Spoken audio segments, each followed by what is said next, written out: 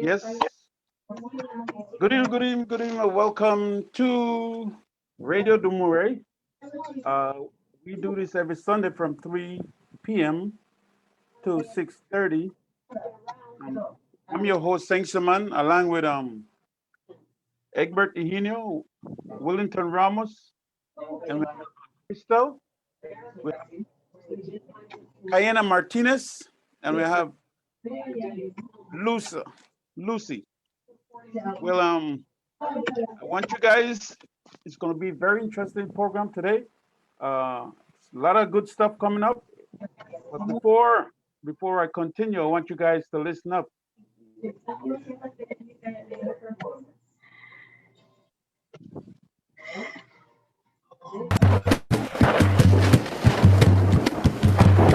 Sarawak, Garinagu, Sarawak, Sarawak, Garinagu, Sarawak, Sarawak, Garinagu, Sarawak, Sarawak, Garinagu, Sarawak. Millennium 2000 is upon us. Still we sit around with a fuss. Arise, indigenous people. Sarawak, Garinagu, Sarawak, Sarawak, Lida, Gewenedu, Sarawak, Garinagu, Sarawak, Chulu, Hada, Niduhenyo. The time is now, Garinagu, Sarawak, Garinagu, Sarawak. Wake up, Garinagu, Sarawak, wake up, Sarawak.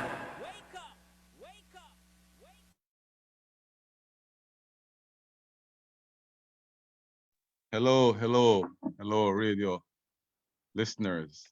This is the Garifuna Nation with Radio Dumerei, coming to you every Sunday at 3 p.m. Pacific time, 5 p.m. Belize time, and 6 p.m.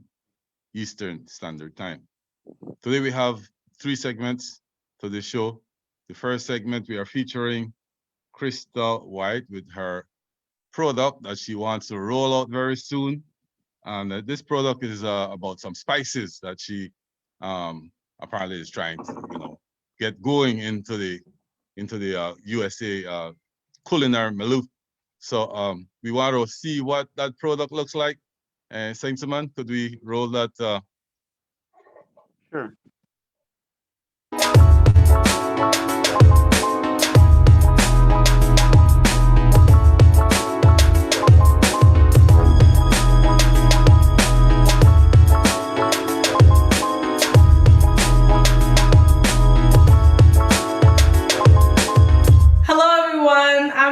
Crystal, and today I am bringing to you for the first time ever my Flavors and Tings seasonings. So today is the first episode I've ever done where I'm going to be using one of my seasonings and making a dish and showing you guys how I do that. So I'm very excited to do this with you all because this is what I've been waiting for this entire time. This is what you've been waiting for this entire time, and today we're actually going to make it happen. But before I get started, I just want to give a quick shout out to Rustic Rose Print and Design, which is where I actually was able to get this apron made from. I'm going to have their information in the description as well as on the screen a little bit on one of these sides, just to show you guys if you're interested in getting something printed on something you may have at home or something that you're working on. This is the person I would recommend to do it. I'm very pleased with the product, so there'll definitely be more to come and some more merchandise on my website as well. So before we get started, I just want to show you guys, this is the first bottle you guys have ever seen complete with the product and everything inside. So we have the label, and on the back we have this cool etching where I actually personally do it myself where you have Fiesta, which is also the same name as the product. So whether you have it like this in your cabinet or in your kitchen somewhere, or you want to have it like this, you'll be able to tell what it is. So I'm gonna go get the ingredients and I'm gonna stop talking and we're gonna go ahead and get started.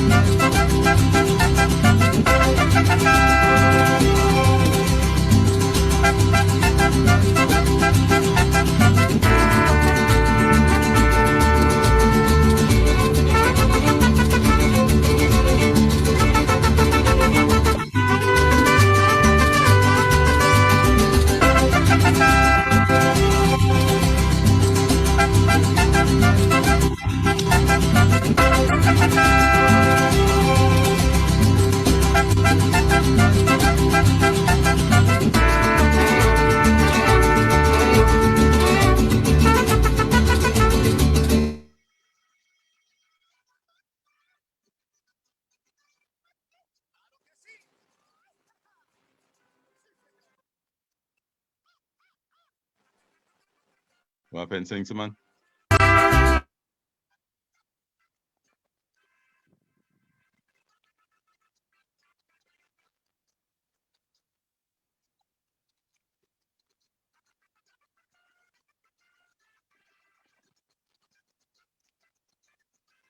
Anything happened, saying to man? Is it still showing?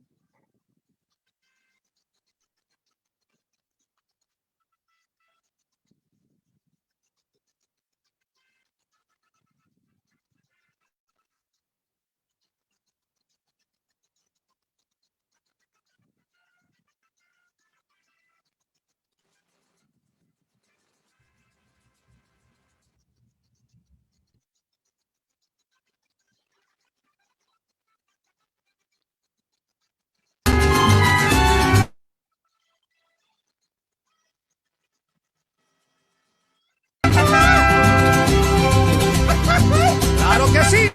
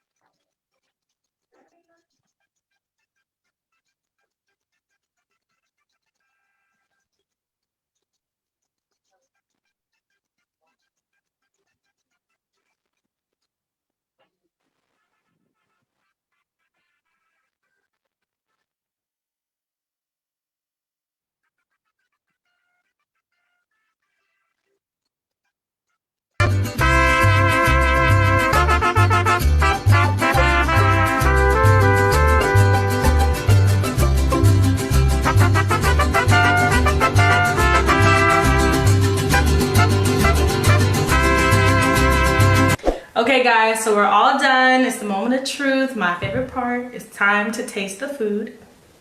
So I'm gonna start with the one in the middle. Okay.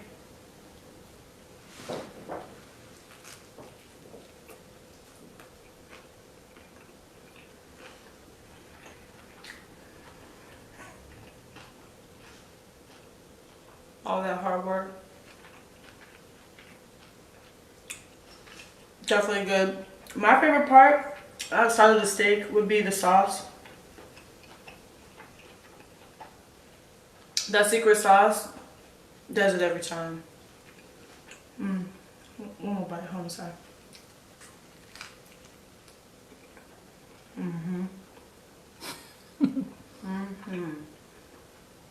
I need some more of that sauce. Can you pass me the sauce, please?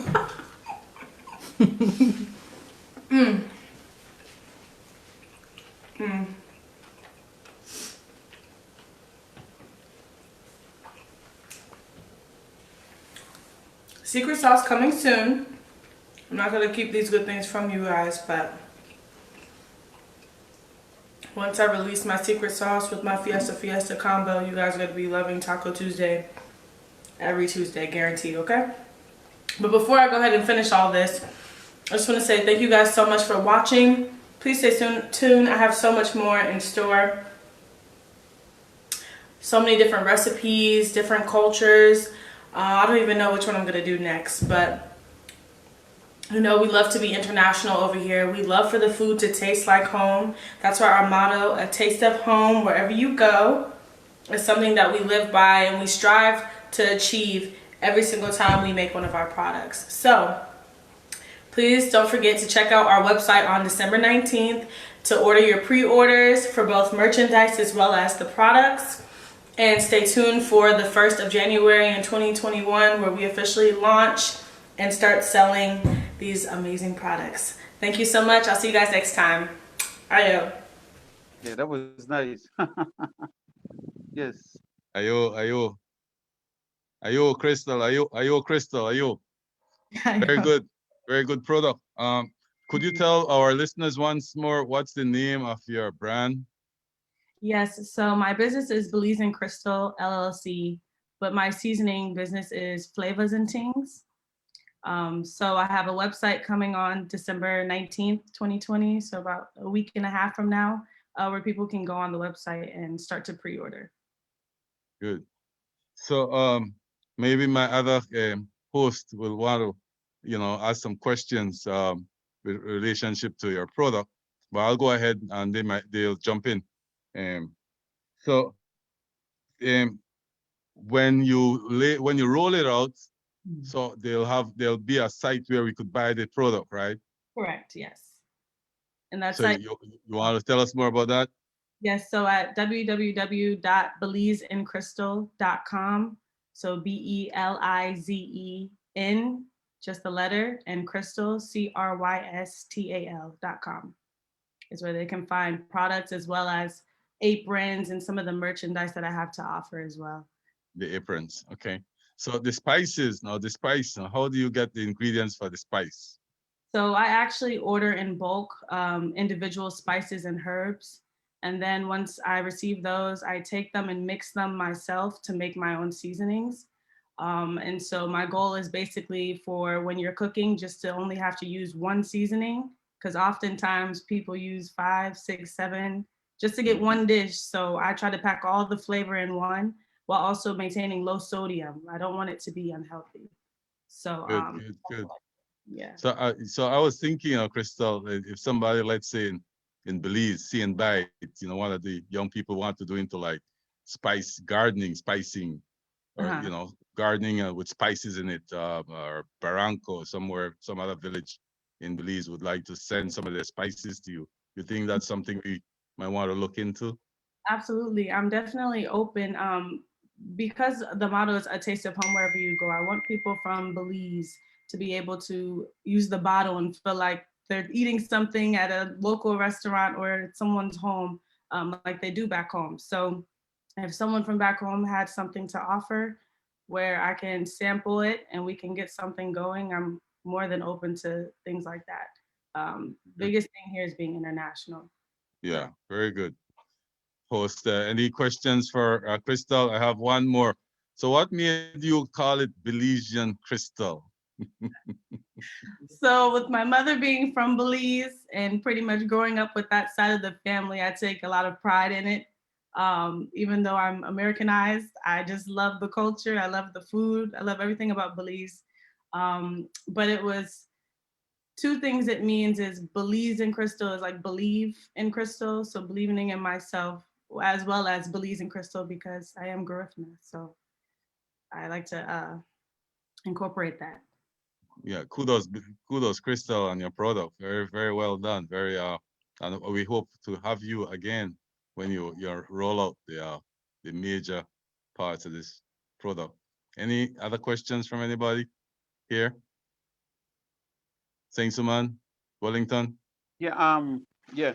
Do you plan? Okay. All right. Do you plan on revolutionize everything?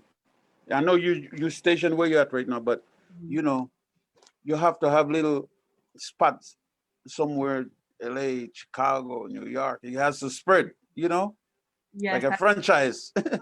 plan on traveling, so I Yeah. to get the best taste, you have to actually visit the places that you're saying the product is from. So a big thing I want to eventually do is a portion of the proceeds, and it says it on my bottle as well, portions of the proceeds going back to these different communities. So even in Belize, having funds to help kids go to college and even high school. That's something mom always told me, how kids have to play for school, which I thought was interesting. So that's something I want to help with in these different communities. So I plan to travel and have different spots and work with other people, not just for the business, but also for the community as well. Very good. Cynthia? All Hello, right. yes. You have a question for Crystal? Well, I just wanted to congratulate you, Crystal, and I was making notes while you were speaking. I'm very proud of you because it's like music to my ear.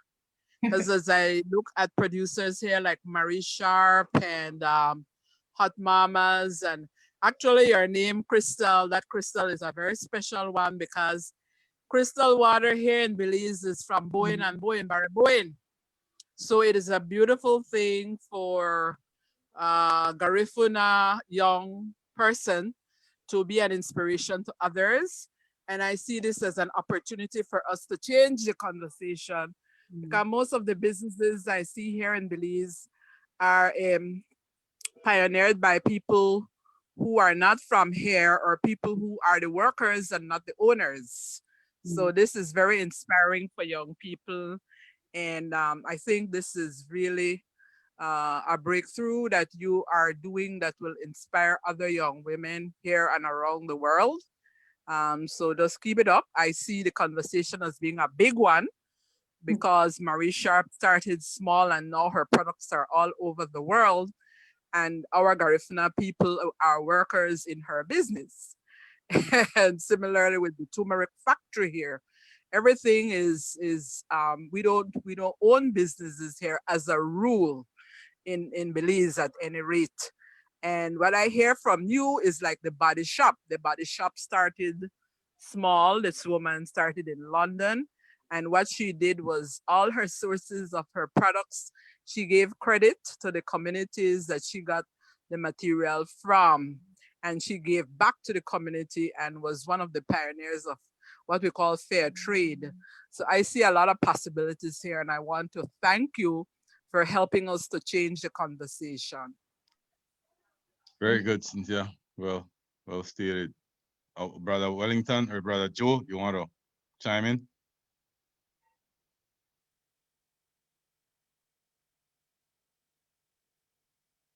Let me also say, I need to say that it's in your blood. You know, your grandmother was a pioneer and woman who moved goods and services between countries of Guatemala and Belize. And so it's not accidental that this is what you are doing. It's in your DNA. Yeah, Hi. thanks. Yeah, Yes, Joe, thanks, go ahead. everybody. Mhm. I wanted to say, first of all, congratulations, Crystal. And I hope that you are a great success, and I hope our people um, support your initiative and what you're doing, and have a lot of confidence and work hard. Search for every possible way that you can move your product, and be consistent. And I think you'll actually do well. You seem very grounded, and you seem to have what it takes to make it go. Um, something. I'm very happy to see someone like you. I take it that your dad is a American person, not Yeah, Belizean, right? right. And it's very refreshing to see someone like you. And I have nieces and nephews like you as well, who embrace that Garifuna duo or Garifuna culture, pride, the way that you do, you know. And I've seen it in people also like Simone Biles, who also her grandmother is of Garifuna heritage. In fact, she's one of my cousins, distant cousins. Um, so, and she, I think that has a lot to do with Simone Biles's success. And I think that's part of the intangible heritage for mankind that the UNESCO had declared the Garifuna culture. There's this intangible thing that gives us our drive to interact with our world, our environment, to succeed and survive and pass on to the next generation. And that's what I see in you. And I hope you continue.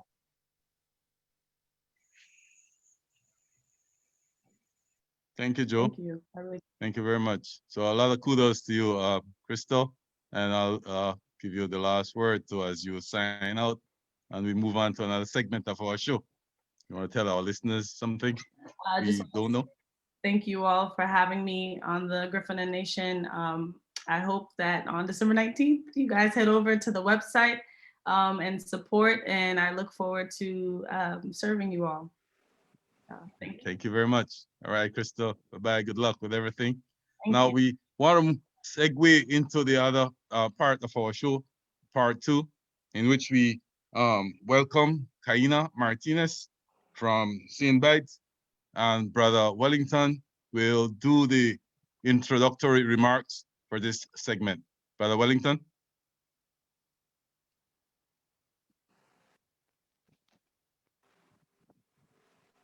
You're on mute. You have to unmute. Good evening, everybody. This is Wellington Ramos. I'm glad to be here today to participate in a discussion that Ms. Kaina Martinez brought to our attention. It's a very important subject, as a matter of fact, because not only is St. Vite having this problem of encroachment by a neighboring village, we have the same problems in Barranco, Georgetown, Hopkins, and if you look at Dangriga, we are surrounded by some areas where people from Salvador and Guatemala have been extending their land area, and Punta Gorda have the same problem. So it's a major issue. The land taking, land grabbing, and our rights being affected by other communities because they are growing faster than we are. So we have to take some appropriate action. Now, I did a research on the history of these two places, which I shared with everybody on the show today. And I have some historical notes on the board, on the screen. We know that St. Vite came out of the group of Garifnas that landed in the occupied territory that we know as Belize today in 1801. And they have been living there consistently since, without any interruption. We also know that at that time, from this Sibun to the Sarstone, the British was squatting, and because the land did not belong to the British, the whole country, from Mexico, from Guatemala all the way to the south, it was only British squatting and permission to cut log wood with slaves. That's all the rights they had. So there was no colony, there was no country by the name of British Honduras. It was just British squatting.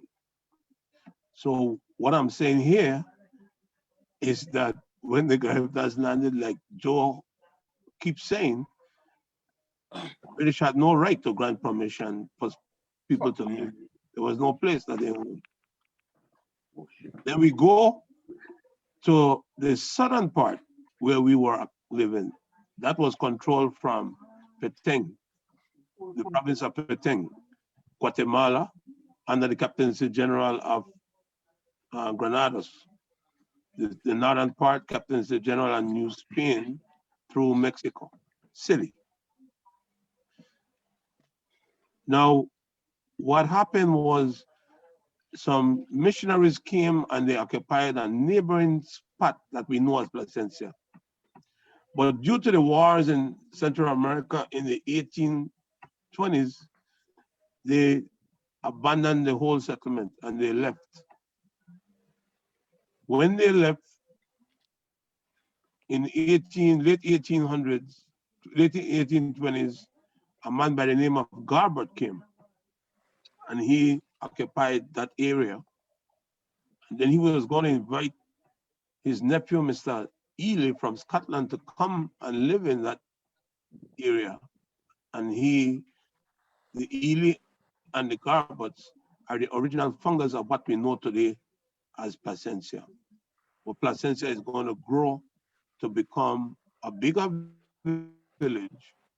And as they move north, they're beginning to occupy lands belonging to the people of St. Vite who are originally there and remained there up until Belize became a colony in 1862 and independence in 1981 after we got our self-government in 1964. So that is really a scope of the history of these two places and settlements and how we arrive at where we are. Kaina will give you some background information as to what is the problem today and the conflict. Yeah, very good, Brother Wellington. Kaina, I want to welcome you to the show. Yeah, we have the history that we want to review from time to time. And I've been to that area when I take my students from time to time. I go Hopkins, and then we visit St. Vite and Placencia. And we do notice, I notice with my 2 eyes, and not with the 3 eyes I have in my name. You know, if you spell it, you have 3 eyes, right? So sometimes I use those 3 eyes to check what's going on. I would look at it as a kind of government neglect, right?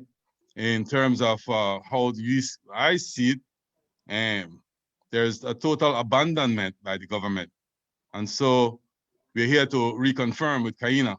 Kaina, could you tell the audience who you are and what is your vocation? I heard you could put on the camera, so if you're not compromised, and the video, so people could see who you are. And could you tell them something about your studies in the United States, how you also took part in the Olympics, and then you came home, and this is what you observed? Go ahead, Kaina. Okay. Sorry. So my name is Kaina Martinez. I represented Belize in the 2012 Olympics. After the 2012 Olympics, I got the opportunity to go to Texas A&M Kingsville, where I speech communication and rhetoric. Also a bachelor's in sociology with a master's in clinical mental health counseling. So I spent like 6 years, 5 years. Yeah, well, 5 years, that is. 5 years studying in the United States. And I decided to, for certain reasons, and so I came home to St. Vite. It's not that I didn't notice for years, but when you become, how would I say it? When you start your own personal journey into trying to discover where you're from and where you place, you become open to several things. And knowing that I have tried for many years to get a property in my own village that I grew up in was hard. And coming back, it was the same thing. And I kept hearing there's no more land. And every time I look, I keep on seeing new people coming in with land or to live in properties that from outside seems as though it's not occupied. And the village become even smaller.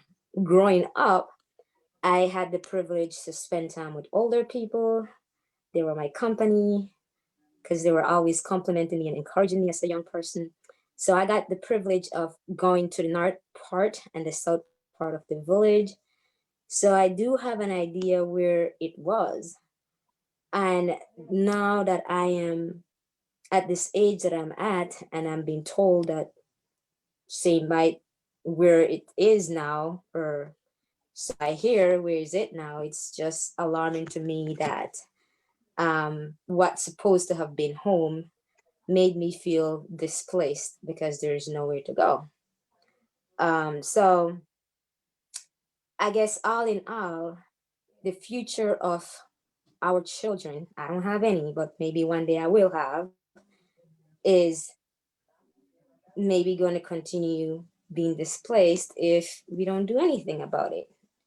And so, um, I don't know, it's disturbing to know that the place you call home or once called home is really not your home, because everyone else popping in and you can't find a space. So I'm trying to understand what really goes on, and I'm looking into um, being more researchful as to figuring out what has happened. So that's kind of like where I'm at, trying to understand what has happened to the village that I once called home, because it's hard to call it home when there's nothing there. And I'm pretty sure there's a lot more young people than me that feels that same way and probably have gone in total different direction than myself. I've used sports as a way out, and I'm grateful that my talent as an athlete has given me the opportunity to excel at an educational level to see even more than what many other young person, be it my peers or younger than me, hasn't got that privilege as yet. So thinking about them and know where I'm at and feeling the way I feel,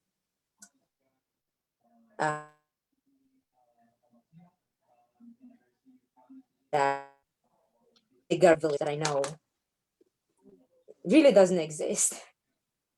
People keep saying Saint Bite, but the fact is, you go to Land's department, it doesn't say Saint Bite, it says Placentia North. As a matter of fact, when I was helping mom with her property, um, I paid to purchase it, and when I went to get the paper, it said Placentia North.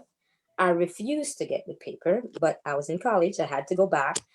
I refused to get the paper. I told my mom about it. I'm not going to receive anything. She ended up receiving her paper. She didn't have no choice, I guess, at that point.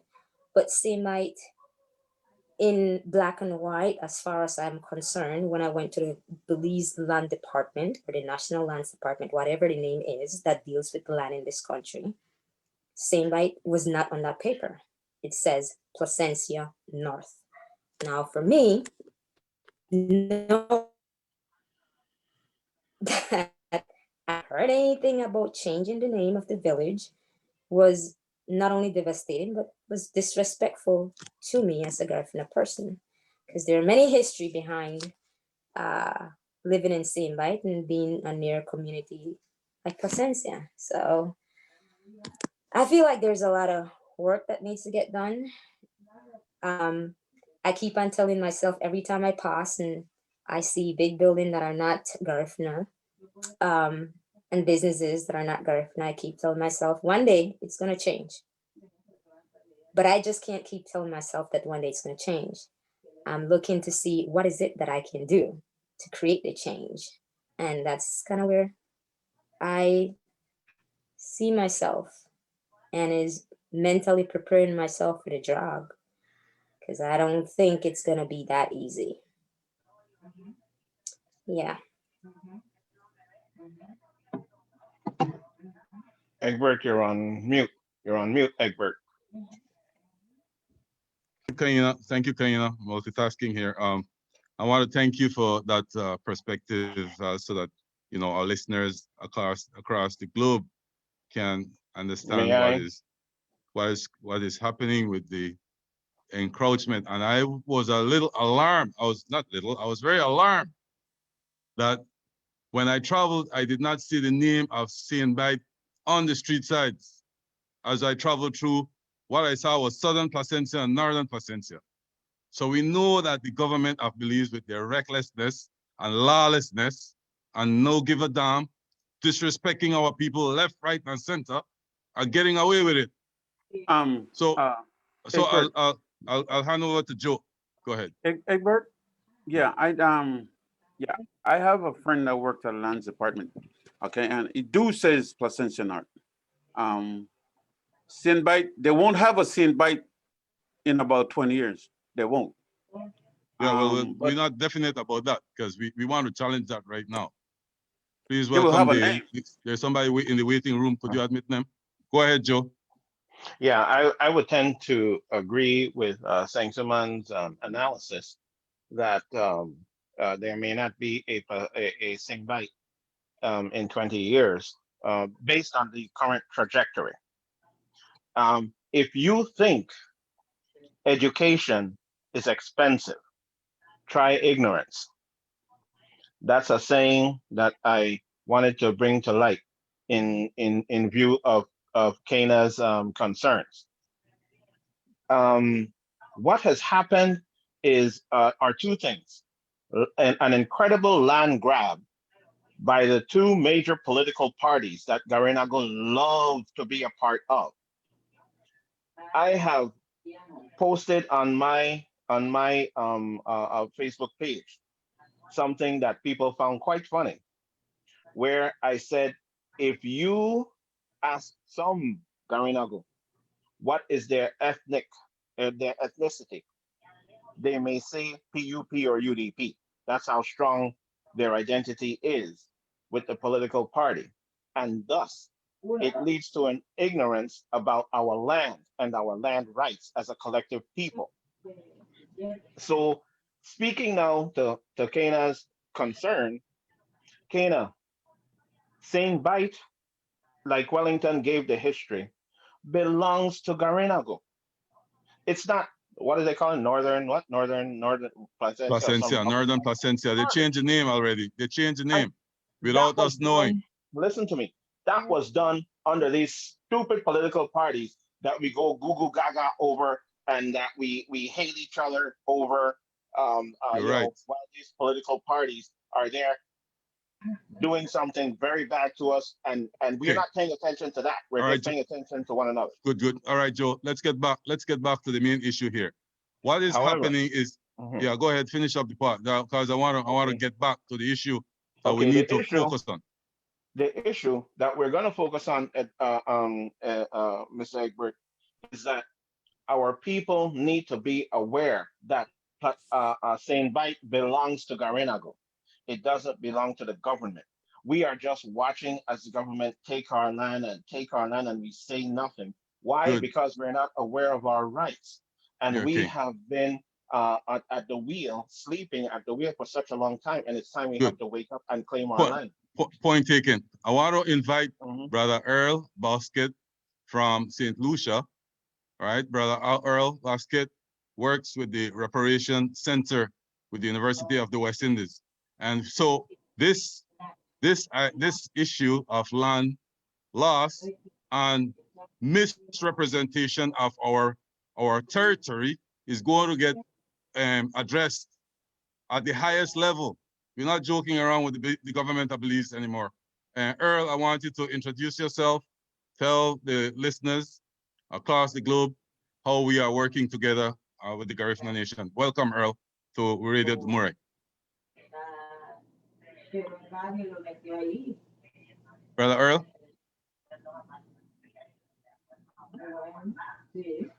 Brother Earl, you might have to unmute. Brother Earl? Hello? So maybe you could take it up from there, Wellington. Meanwhile, Earl jumps in. Yes, all is not lost, and there are remedies and steps that we can take. Here are the steps and remedies. Any village that is in Belize must meet certain requirements.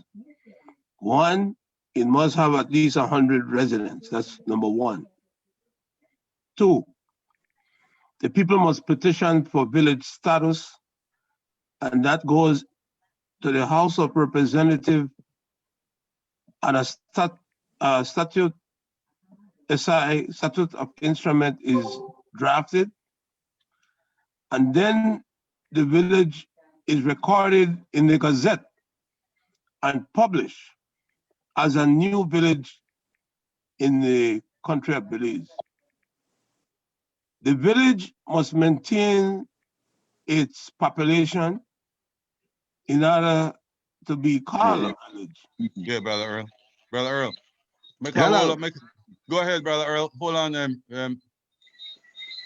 Brother Wellington. That was Wellington. What with you? Brother Earl, can you Hello, introduce can you hear yourself? me? Yeah, we could hear Can you you hear loud me? and clear. Loud and clear. Yeah. You heard the case of the loss of the name of Saint by the officials of the government of Belize. They have deliberately decided to redraw the maps and to take away the Garifuna name of a village called Saint from the official maps. That is not the only village. They have also refused to use our name for Hopkins, Uganda on the official documents. Now, there is something about UNESCO that said that this is totally disrespect. Brother Earl? Well, yes, certainly, and I'm glad to join you. And all such situations have precedents. And as you indicated, there are international norms, international regulations. And when these things happen, it is always important to be able to identify where they have violated international norms, where they go against the grain of democratic principles, and in your case, where they seem to have outright disregarded the historical justification. I mean, if you're going to change a name, it means that that name was there and was original. So if it is going to be changed to a new name, then one has to acknowledge that one is changing something that is into something new. And what has to be done in such a situation and in all situations is that the affected parties, in this case, not just the village, but the entire people affected need to be able to move legally to say, here we have had our rights abridged. This is how they have been abridged. This is what we are doing. And the difference between now and in the last century, the difference between now and even last year is that the Garifuna cause, for the first time in living memory, has been taken up by the European Parliament. And not too long ago, I read where 57 European parliamentarians had signed a common letter to the government of Honduras requesting answers to questions in relation to the disappearance of Garifunas in Honduras.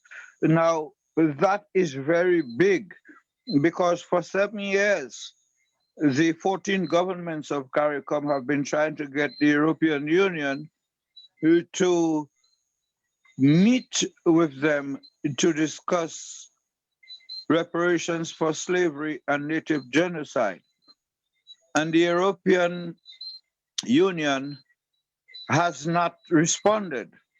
However, the European Parliament, which is superior to the European Union because you're talking about elected persons there, 57 of them have stood up for the Garifuna nation, which is not only in Honduras, but also in Guatemala, also in Belize, also in Nicaragua, also in St. Vincent. So since the pursuit by the governments of CARICOM, including the government of Belize, is that since 2013, they have together decided to pursue reparations for slavery and native genocide. I think, and we all know, is that the Garifunas have a case to make for the Garifuna experience. Garifunas may not have been slaves, but would have been victims of the system, the colonial system that administered slavery, were victims of the colonial system that administered the picking up and displacement of Garifunas from St. Vincent to Belize and from Belize through Central America. So the long and short of the objective of the CARICOM governments, and I repeat, including Belize, is to say to Europe that prior to 1492, when Christopher Columbus opened the way for Europeans to come to the Caribbean, the indigenous people, the first people, lived in coexistence. Garifunas, Kalnagos, Tainos, these original people who they renamed as Caribs and Arawaks and branded as compliant and cannibal, we now know is that the history of Garifuna people and Kalinago people were not only stolen, but they were altered, rewritten, and misrepresented. So the history of the West Indies, which have now become CARICOM, including Belize, is not only a history of slavery, because before slavery, there was the genocide Correct. of the first people. Correct. Yes, Correct. yes, Bergwood. Brother Earl, I'm glad that you are using the appropriate linguistic reference to the experience. The leaders in my community believes most apparently are scared of using the word genocide, as if there is some cognate, apparent syllable that scares them. I don't know if it's the gen or the side that frightens them. But yes, our experience is one of genocide. And so therefore we have a case for reparatory justice. Can you explain to my listeners, perhaps, why is it that Belize is absent at CARICOM at the reparation desk? Could you explain perhaps how we could also be at that reparatory table? Mr. Hino. Well, as I indicated, Mr. Hino. Hold on, I want them. Then you. Go ahead. Yeah, should I go want ahead? us to stick to the thing. Yeah, we'll come back to Kaina. Yeah, Go we'll ahead, come back to Kaina? Yes. All right, good. Go ahead, Earl. Yes, the CARICOM Reparations Commission was established in 2013 by the 14 governments of CARICOM, and they took a united position unanimously to pursue reparations for slavery and native genocide. The word genocide is something that nobody wants to associate with, neither the British, nor the French, nor any of the Europeans, nor the Americans. So they're afraid of the term. And because they do not want to come face to face with their history. Now, we have to understand that it is only the government of Belize, whichever is the government at any time.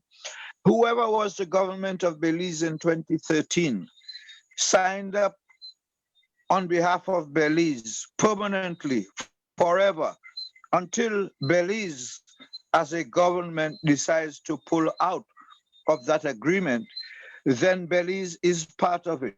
And Belize would be paying the annual dues for membership. Belize participates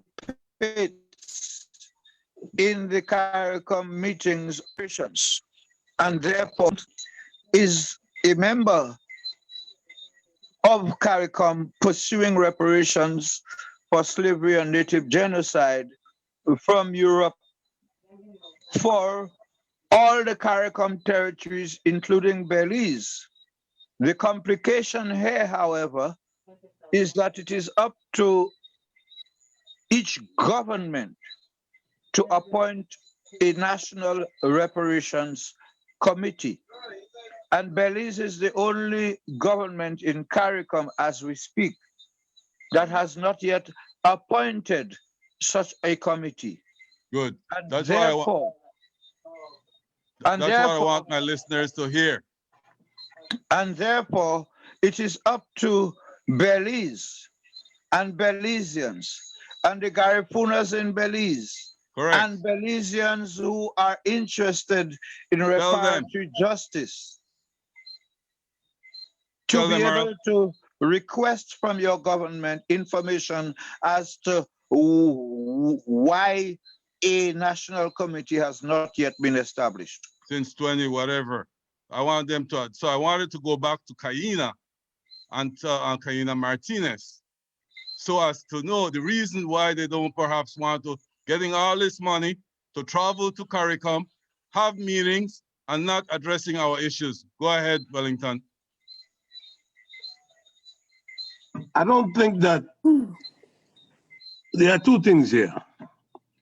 First of all, the government of Belize cannot change the name of Saint Bite without going to the National Assembly and bring that issue before the National Assembly, pass a law to change the name, and then if that was done, it would be gazetted in the Belize Government Gazette. And in addition to the gazetting, that has to be placed in the Belize Village Ordinance. So what am I saying here is that let us go and do some research and find out if the National Assembly did a couple of things. One, change the name of Saint Bite. That's one thing we need to find out. The second thing we need to know is that if the village of Saint Bite was dissolved, that's the second thing we need to know.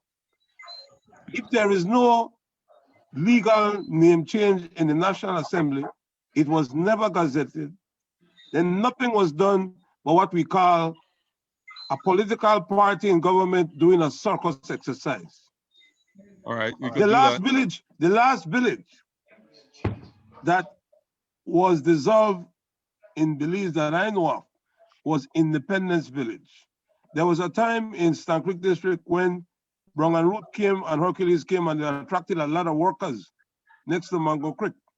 And the Independence Village had more people than Mango Creek. But after the company left Independence, you don't hear about Independence Village no more. Yeah, Independence. Why am I saying this? Because it lost the village status. Monkey River is another one. And Barranco is at risk to lose a village status because their population hasn't grown over years. So let's go back we need to to get our Sandbite. information straight, and we have to have some evidence before we could say that this is exactly what happened. Okay, good. I'd like Well, to say something. Yeah, let Cynthia, let Joe go first, then you next. Go ahead, Joe. You got on mute. Thank you. Okay. Now, I want to try and get closer to Kana's concern that she Yeah. cannot go to lands and get title for a piece of property in the village in which she grew up. No, And I I'll think address. let me just rephrase that. I think she can, but when she goes, the paper says Northern Placencia instead Right. of Okay. Saint Okay. So Yeah. so there's two concerns. Let me correct Go ahead, that. Gaina. So Go ahead. my mom has a property in what was supposed to be Saint Bite. So I helped my mom purchase her property.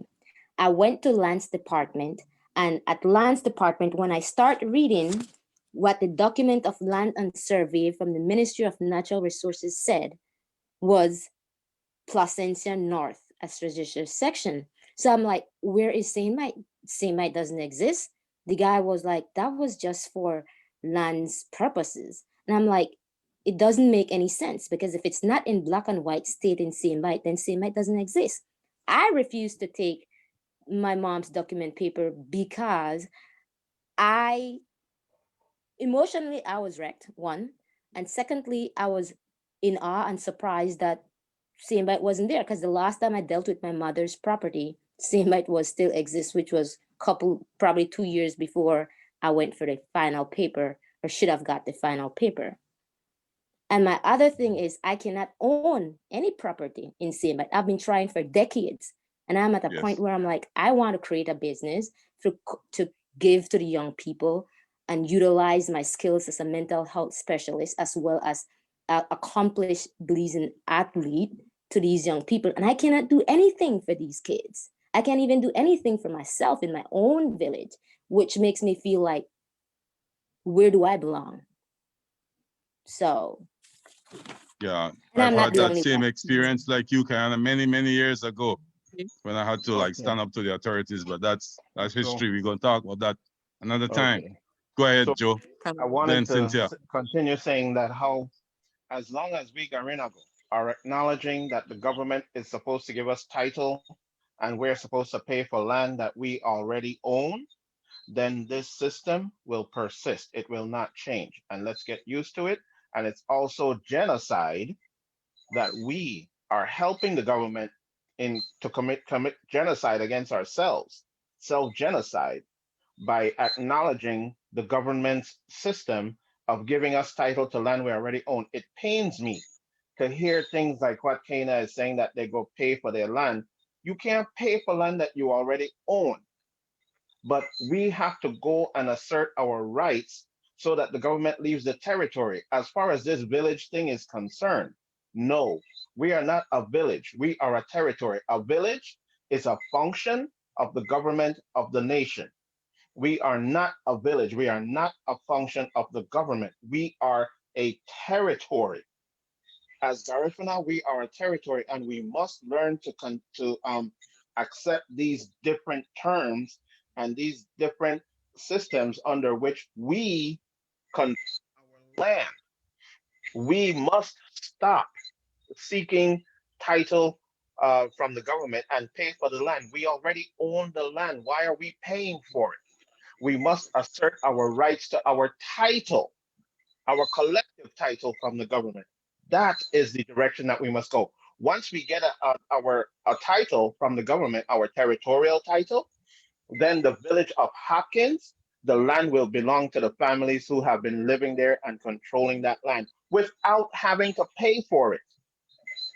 Okay, that's what territory means. As long as you keep saying title going to the government, then you are acknowledging the government is correct in taking Garifuna land. Each of us So are that's a participating. legal avenue that we need to pursue in terms of territorial claim south of the Sibun, and perhaps that is Yes, also it's part of the all ours. 100,000 acres. We Brother Earl, I brought Brother Earl in here because after this we're gonna have to talk about a legal frame of reference as we move forward. But Cynthia, before I lose you, you want to jump in? Yes. First of all, I want to thank you for this space. And we just completed a successful conference, a movement of Garifuna women. And I want to support the last part of what Brother Joe said, which is that we are not begging, we are declaring. I am in Belize. I am right now, I'm on the ground, and I have been going to every single Garifuna community, and I will continue to have this conversation to break the cycle, to break the lie. Wellington, and we talked earlier on about what we mean by Garifuna Duo. So we need to change the language and change the script from the facts that our people came here, and it was not a lot of people who came and negotiated with the colonizers. So I want to remind us that out of the conference, and one of which was issues of land, food sovereignty, and so on, and we have a lot of support to move forward, to declare and to continue. Let us stop speaking this negative about, okay, Kaina, I want to speak with you specifically. One of the reasons why I reached out to you many years ago was it was very refreshing that there's a young person like you and you work with young people. The young people are the hope. The young people are ready to mobilize and to organize. And therefore, as we have these governments and these different entities here in Belize, we are to declare and to state and to not ask questions, but to declare the facts ourselves and move into the autonomy and the authority that we have. And I can commit, not just me as an individual, there are several of us on the ground here who are mobilizing. What we need is programs like this to give us the support, to have the capacity. I'm thankful for the brother from St. Lucia, because then it is our homework now, knowing what we know, to connect with the region of Central America. And it is important that you all are there in the United States, because there are many of us who have been involved in these kinds of movements where it was possible because you were able to help us to mobilize globally. So I would like us to move forward in the conversation as we have tabled the facts and the issues. We are not begging to be recognized. We ourselves need to declare that we are who we are. Yes. And therefore, it is for us to step into the power of those facts. We have to do, as we've discussed several times on the Garifuna Nation, is to mobilize consultations with our communities, which has not been done before. And as a result, and it is doable because the people are ready, especially the young people in every single Garifuna community here. I can assure you, there are many Kainas in St. Vite, right, Kaina? And so Yes, ma'am. what we need, yeah, we have, and so all we are doing is organizing the space for their voices to be heard, not just young people, but many other people, many other And I'm good. leaders. We're not going to quarrel with our own people who have bought in or who have acquiesced to the foolishness. We're not going to acquiesce to that. We're going to leave them to be, as you said, like Bert in the last meeting, let them dance the jankuno, let them beat the drums, let them do the 19. That, we don't have no problem with that. But this is where the nitty-gritty work comes in, village by village. And it's not going to be complicated. It is not complicated, I can assure you. This new government, this one here, is going to listen, especially now we have these facts. And we just move forward and strategize. Each village, as Pops Wellington was saying, has a strategic plan. We spoke with UNESCO last week, Sunday, right? The world has declared us as a masterpiece culture. We need to declare that ourselves too and align with that. And in alignment with that, we defined each of our communities and give this and continue this conversation. It's doable. It's done. Yes, thank you, Thank you, Cynthia. Earl, you want to expand some area of this discussion? Well, clearly, one of the educational aspects of this discussion, as indicated in those you have participated in, is that in this part of the region, particularly the islands, the histories, the way in which we have been taught our history has been compartmentalized to the extent that we only know the history of the West Indian Islands, and therefore we do not know the history of Belize or Guyana or Suriname because they are on the mainland. And that was part of the colonial strategy of keeping us divided. So therefore, as I listen to you, I still do not know what is the situation insofar as Belize as an independent country, to what extent the nation of Belize that belongs to CARICOM recognizes the territorial claim of Garifunas, the extent to which the the existence of the Garifuna nation is recognized or not recognized, the extent to which that is or is not the case is what is going to decide. But from what the last sister just said there, it is absolutely important, and our lawyer friend also, it is important, one, that you know that you are speaking as you. We know who we are, and that is why we are speaking. That is number one.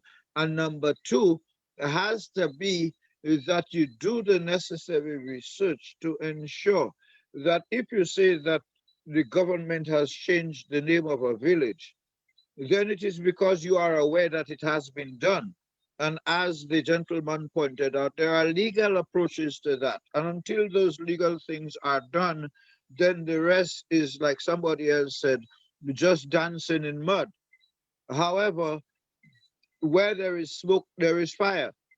And if there is an issue and there is a fear that villages are being made to disappear by the stroke of a pen, or by failure to have a population growth level that is dictated by the state, then these abnormal issues have to be documented not only within the context of Belize and the region, but put on the international stage. And like I said, I will not stop repeating, is that the break that you have with the recognition of 57 members of the European Union Parliament opens the door for you, each and every one of you who have spoken, to be able to strengthen your argument by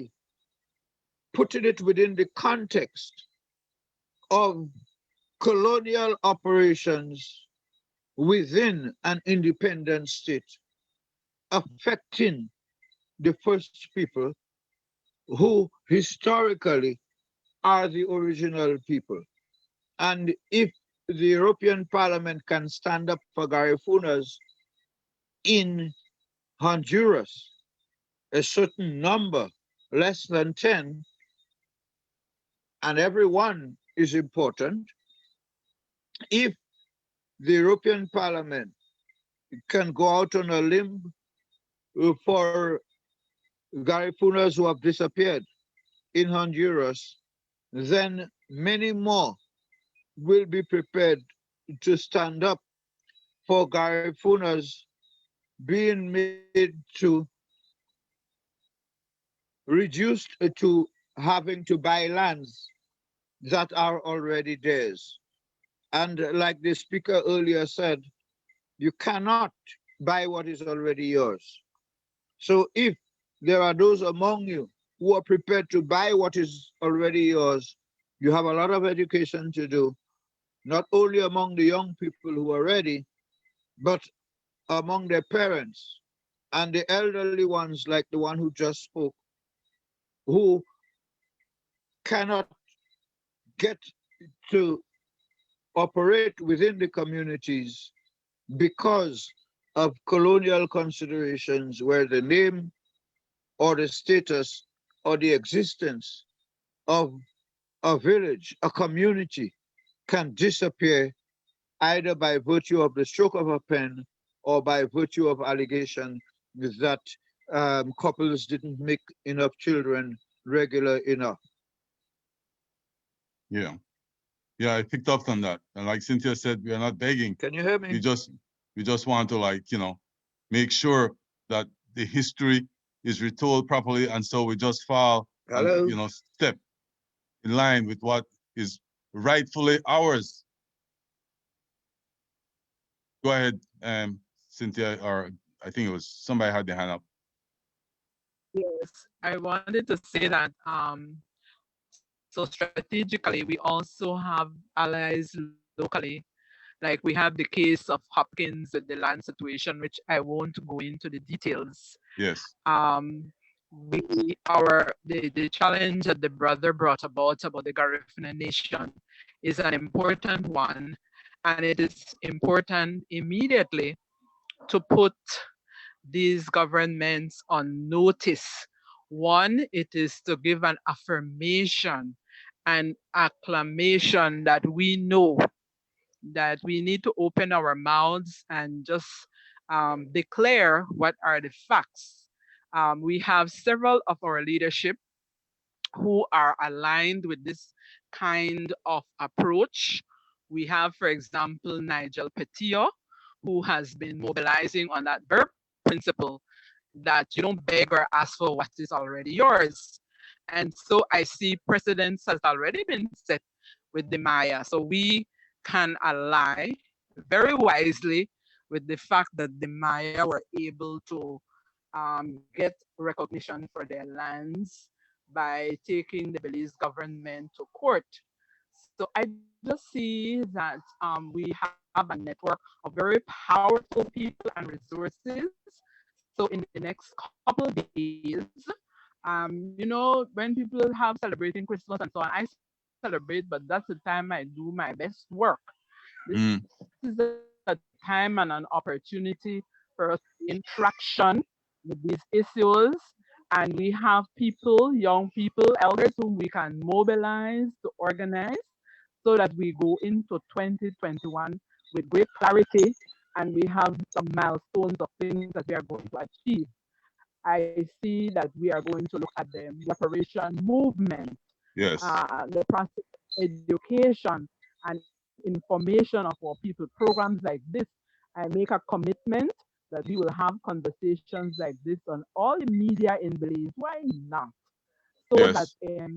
this is valuable information. I spoke with Adele just now, Adele Ramos, and she's waiting for some points. Dr. Carla Barnett, who was Deputy Secretary General for CARICOM, representing Belize. I will speak to her after this show. So we have enough allies and people to guide us to move forward in a tangible. My major point that I want to say to everybody, change the language. Yes. Our language is not never can, we never will, we cannot. Our language is we have, we will, we are. Yes. Because our ancestors, they did it with Yes. less resources we have. Can you Good. imagine these men who came over here and spoke to the colonial masters and were able to get us settlements here in this country, with no Yes. questions asked then? So we need to move with the power. If it's a handful of us, it's not a large number. We want people who are clear, we want clarity, and we're going to avoid confusion because it's the confusion of the past that has allowed this acquiescence and this compromising which has to stop. And so I'm just ready for us to move forward. Thank you, brother, for just enlightening us. And we need to just ally and put our hands together globally, and it's done. Good. Thank Mr. you, Hino, Cynthia, Mr. Hino, for yes. Go ahead, Wellington. here's a, here's the solution to this issue. We need to get a statement from Ms. Martinez to start with, and other people in St. Bite who have experienced similar circumstances. The second thing, we are going to write a letter to the Prime Minister of Belize, and we to the Minister of Lands, and also the Minister of Local Government. These are the three ministries that can resolve this problem if there's a big problem. I will let them know that we have been informed by some residents in St. Bite that the village of St. Bite does not exist no more. and we need an answer within a time frame. Yeah, And I like that. If we don't get the answer, we go into court, and we're going to do an injunction. Good. And then, I like that. I like that part solution. And then we would also request that the boundaries of Placencia and Saint Bite be made public to us. Yeah, I think we need to, do some planning, strategic planning after the show, and then also look at, I for example, I'm talking for myself here, think that whenever there's a problem, there has to be like multi-level solutions, and knowing the nature of the beast we are dealing with. But I want to move on to make our listeners know that what we are doing here is also part of the bigger picture, right? That Brother Earl and I have been discussing at another level with the University of the West Indies. I want to bring Sister Martha Robinson to give us a picture of what has been going on with the quote unquote reparation committee in Belize, if it existed or will exist, or is it in a Lazarus state of nature? Good night, everybody.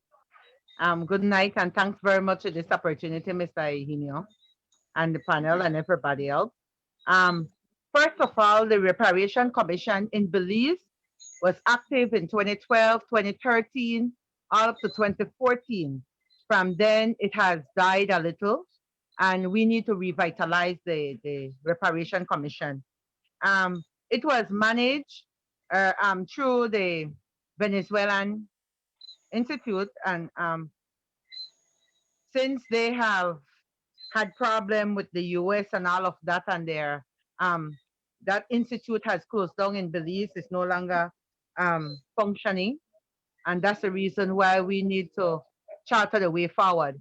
We need to revitalize, and we need to take a hold of it and move on or continue where we left off. I listened earlier to the discussion earlier with the situation with Steam Bite. My advice to the audience and everybody else, the first thing first, we need to go and request a map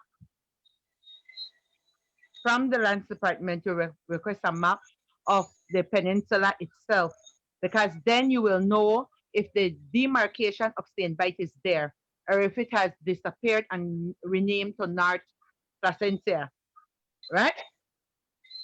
So you start from there, because that will be tangible evidence. Apart from what Kiana and others have mentioned, we can attach that and say, look, I noticed that you all have renamed St. Bite, and we need this. We are demanding that you put it back by such a time. So we need to, we can't just work in limbo, but let us work smart and get things together to make sure that we have proof the way forward. Thank you. Thank you. Thank you for that, I Martha. have a question, Egbert. Yes, Earl. I heard reference to the Reparations Commission having existed prior to 2013. Yes. Is that a Reparations Commission appointed by the government or by civil society? By civil society. We asked the government at that time to acknowledge the person who we recommend to lead us, or to elect or pick somebody to represent the Reparation Commission in the Caribbean, and the Prime Minister at that time refused. So, and that's the reason why. Who was the Prime Minister? Dean Barrow. Okay. Former Prime Minister, he refused to give us somebody on that panel, because we knew about it and the direction that they were taking and all of that, right? Because actually what happened, we had two conventions. We had two conventions for the Reparation Commission, where we invite the Garinagos, the Mayas, the East Indian, the Creole, all the different cultural Afro-descendant groups in our country, right? So we have done all of that. We identify some of the ill wills that have been done to us by who, what is it that we're going to do, our own definition for reparation, We have started all of that. You have the documents. You have the Was a part of documents. that. Yes, You we have the have copy. documents. We have Good. copy of the convention itself, the presentations from the different ethnic groups, and all of that is there. I'll get copies and I'll forward it to you, Egbert. Yes, sure.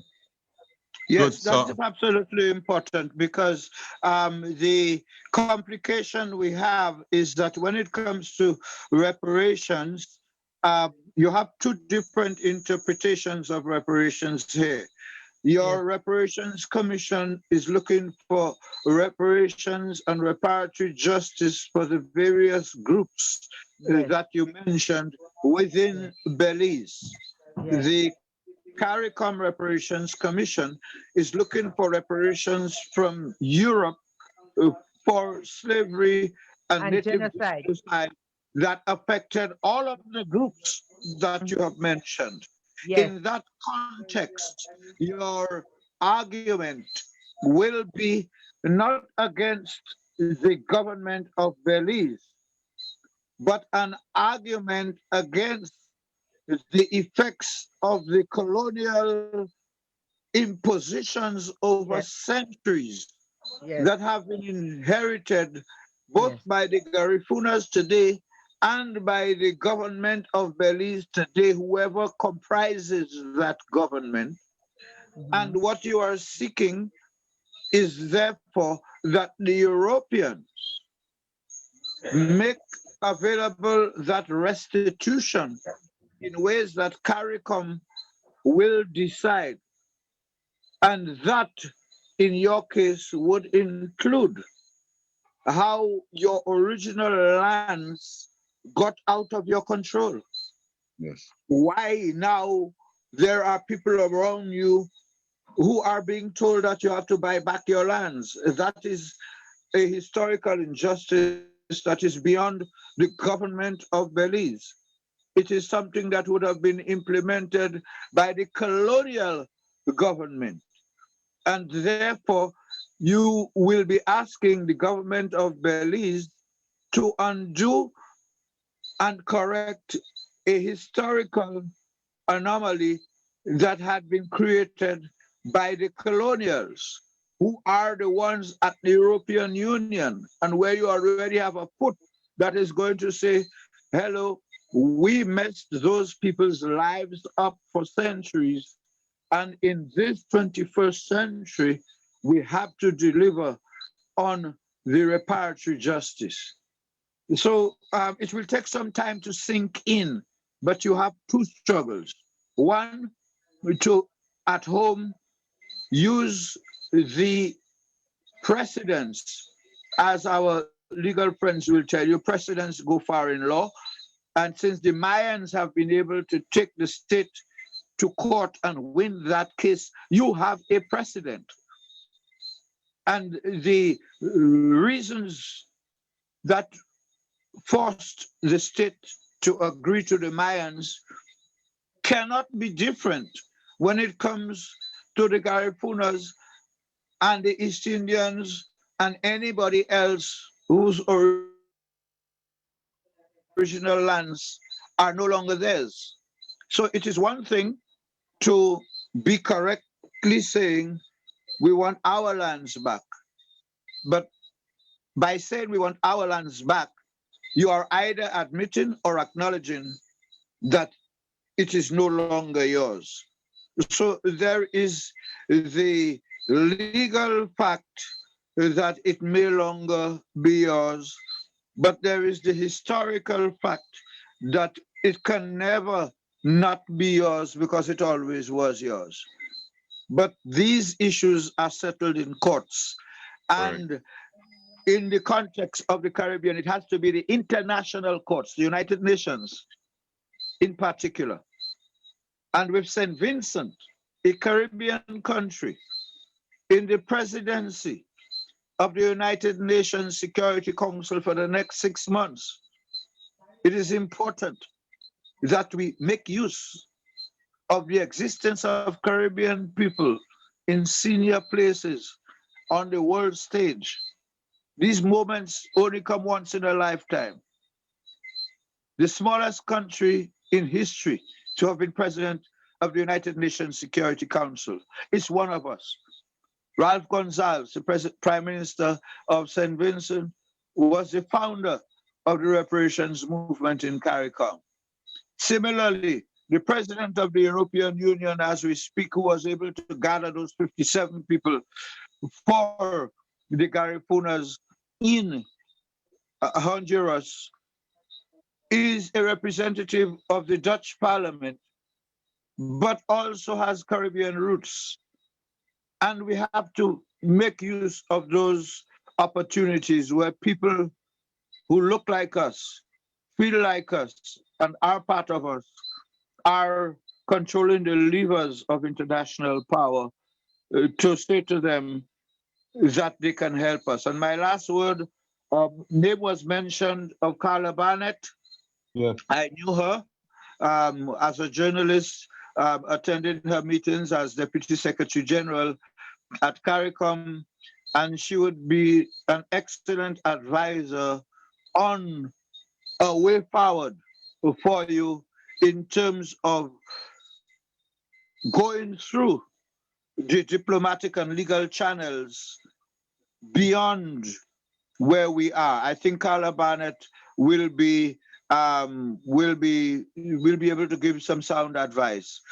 And whoever said they could speak to her after this discussion, I strongly suggest that you go ahead because her head is in the right place.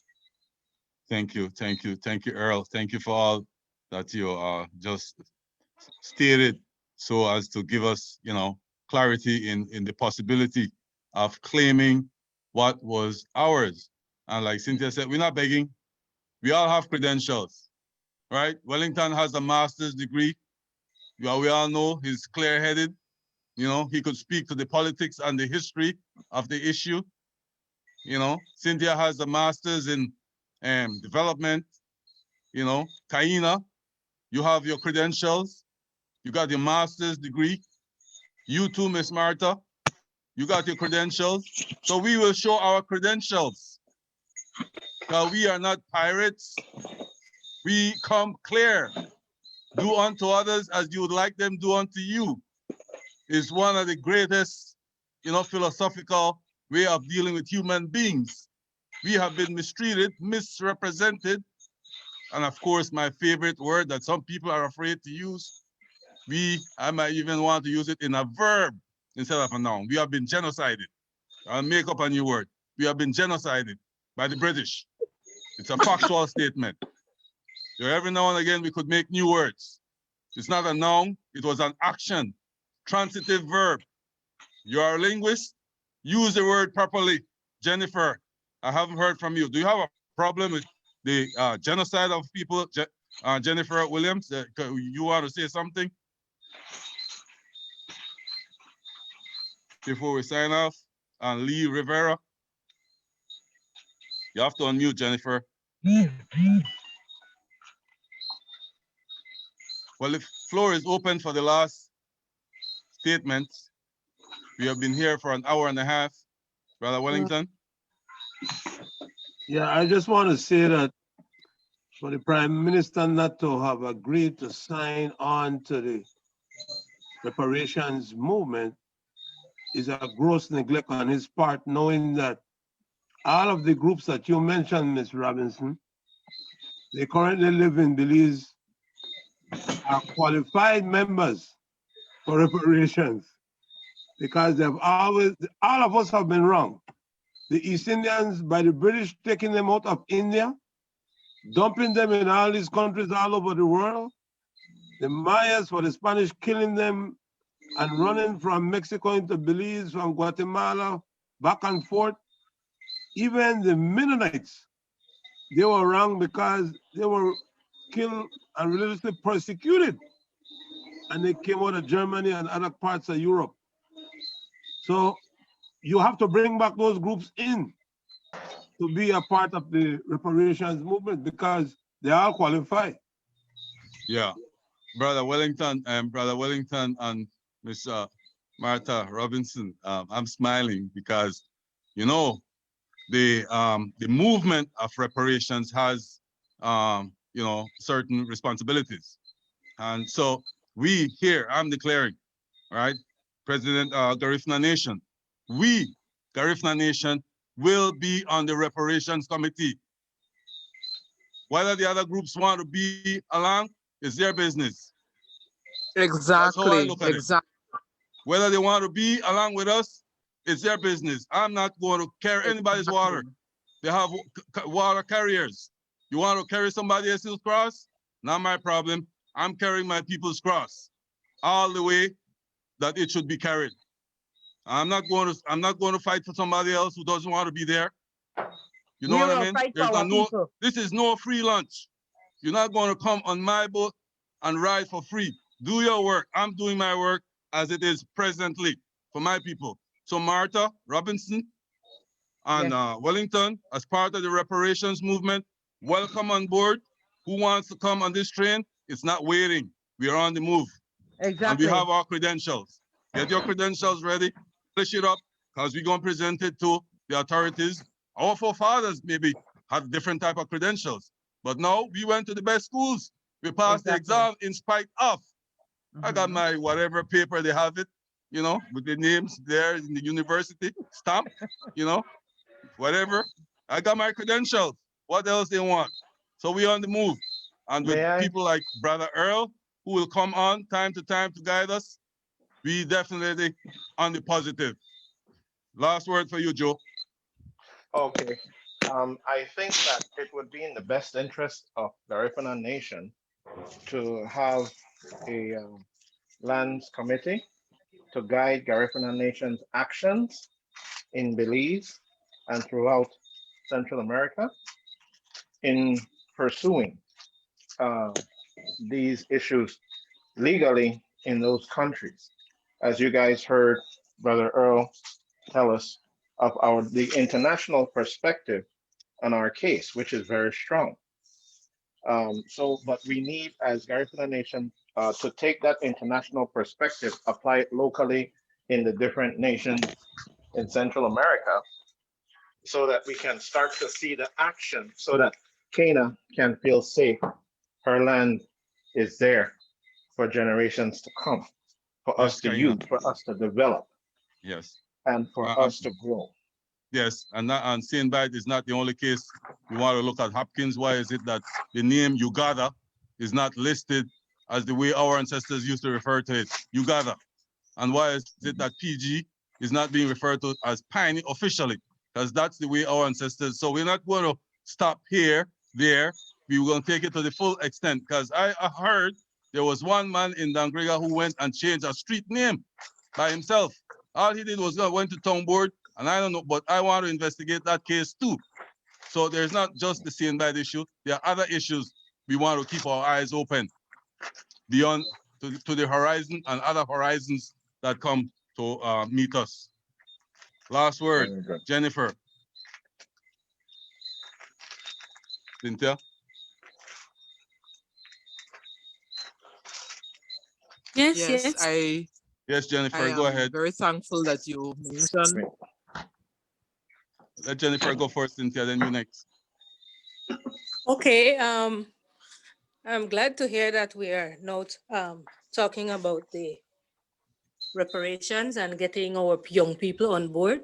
What we need to do is to continue to agitate, like what Joe says, get our people to understand that we need to speak with one voice, whereby we can get the government to cease and desist from using Garifuna lands, and we have to understand that we already own the land and we need to agitate for it collectively. Good. Thank you, Jennifer. Thank Cynthia, you. you have the last word. Yes, as one who is on the ground and I am visiting all the Garifuna communities consistently, I want us to consider how to develop the capacity of our people on the ground, people who have been battered and people who have experienced institutional racism. Often I hear critique from our very own about our people not doing X or Y or Z. And as one who consistently goes on the ground, I want to appeal to everyone to have some compassion and understanding that those of us on this call are pretty much privileged in the sense that we have had opportunities that many of our people have not had. And therefore, while we are not making an excuse, I want us to have the responsibility to help to develop the capacity of our people on the ground to speak in this manner, to be able to navigate and understand systems. Because as Kaina said, honestly, there has been an intentional displacement. I have been hearing about Maya, the very Maya that we educated are the ones who have risen up, and that was not accidental. That was supported by institutions like the church and government and others. So I just like us to look on that other side. I'm not making excuse, but I'm just telling you the reality of how down pressed our people are. I just attended an annual general meeting yesterday. I won't go into the details, but I never see one single Garifuna, well, apart from myself, speaking about environmental issues in the country. Thousands of acres of land that we also own. So I would like us to have a conversation that is not just specific to our location, but to be at the table and open our mouths at all levels, locally and internationally, because many of us are privileged to sit at these tables and we keep quiet. It is our silence that continues to make these situations continue in areas of land, education, health and wellness, and economics. I said to somebody yesterday that yes, we have attorneys, and attorneys who make a lot of money. I don't want to stop nobody from making money. But basically, I want to see a social responsibility of giving back to our communities and still make your money. I'm complete. Thank you. Thank you. Yes, we are committed. I'm committed. My responsibility to justice is clear. We all have to be committed, you know. We're not here to, you know, dance around and, you know, puppet show ourselves. We want to fight for our people. In every corner, there is no root. We have several roots like the cassava. So we be multifaceted in the way we approach the problems that we have and the way we, you know, we address our problems. I want to thank you, Brother Earl, for coming here. I hope this will not be the first time. And It's Sister not going to be Martha. the last. We have just started. Very good. All right, I hand it over to Saint-Simon, who will sign off with one of our favorite musical renditions. Saint-Simon, over to you. And thanks, everybody.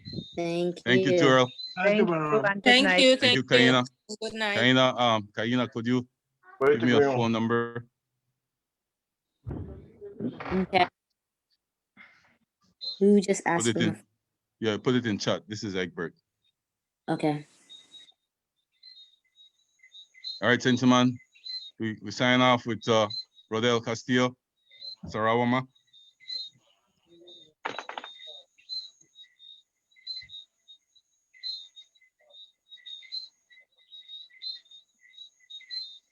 Martha, Yes, my brother.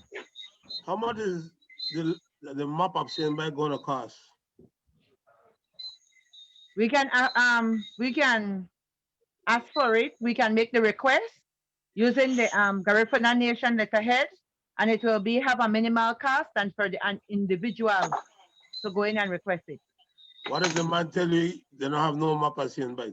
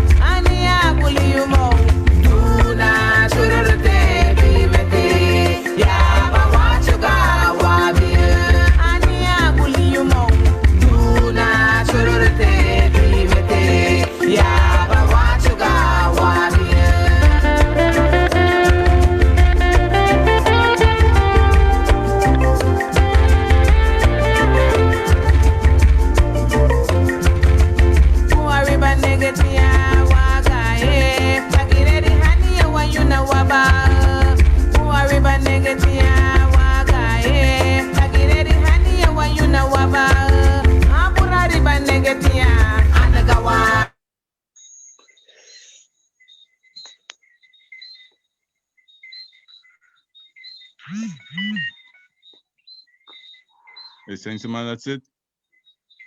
Okay. All right, Earl, that's it. See you next time. We'll keep in touch.